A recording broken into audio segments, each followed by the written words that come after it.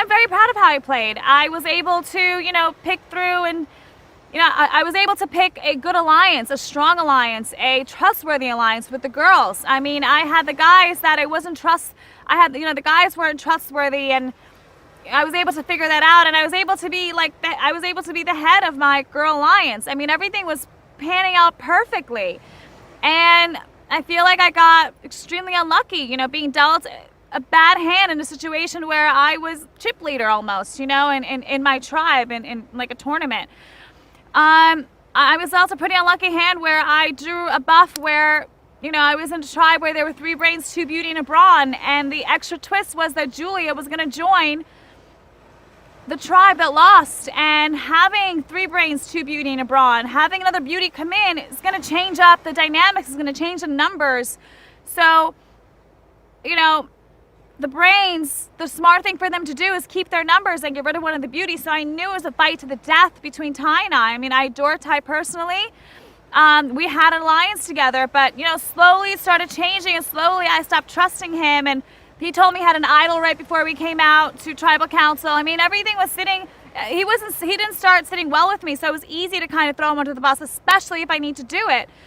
I'm proud of how I played. I think that there's limited options for me in the situation that I was in.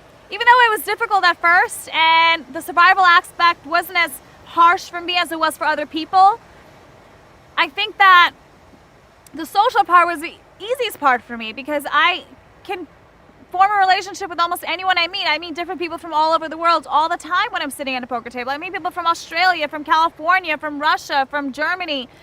I can easily adapt to people and different situations and stuff. So I thought I was doing pretty well, and I thought I had a really good chance to go really far. I mean, I think I'm likable, so I thought that people hopefully wouldn't notice me strategizing too hard, and I thought I had a nice cover up. But I think people are afraid of the Girls Alliance. I think people are afraid of me being a little strong, and and I got unlucky. So, but at the end of the day, Survivor's tough. I mean, I knew it was going to be tough. I wish I could have really seen how hard it can be when you have a lot of people sharing very little amount of food and having very small amount of sleeping quarters. I wish I could have gone through that, because I think that would have opened my eyes even more to how difficult this game is. But absolutely, this game's difficult. Even though we were eating, I still went to bed with my stomach grumbling and hungry. I would wake up hungry. We'd have little bits of food, and our stomach slowly shrank.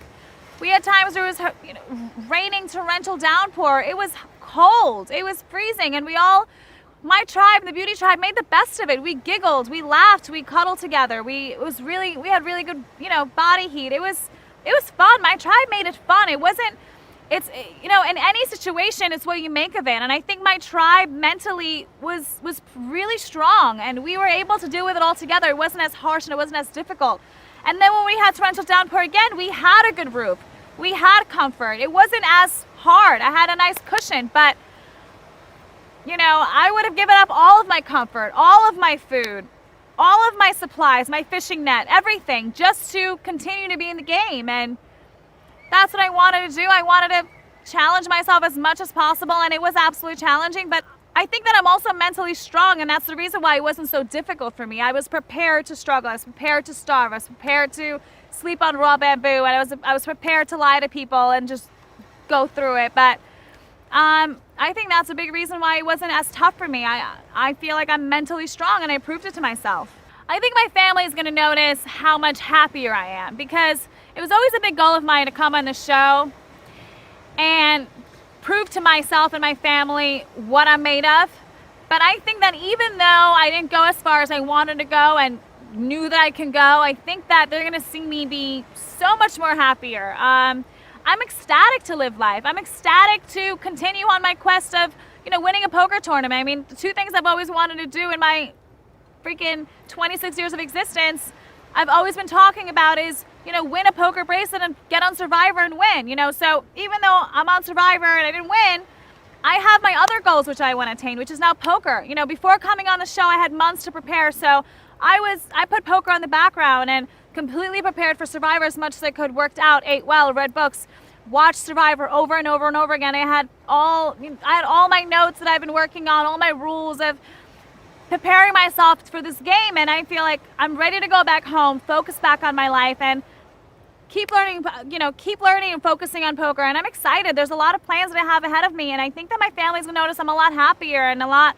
more content with my situation in terms of my family don't approve of poker. They didn't really approve of Survivor, but I'm here and I'm still gonna play poker, and I'm just gonna continue with what I wanna do because I'm happy. I mean, I'm excited to just keep on my quest in poker and, win a million like I've been on their search for here, and I know I'll be able to do it and be able to accomplish what I want to accomplish. The point is, I'm super happy and I can't wait to get off Ponderosa and go back home and continue on my quest of my journey in life.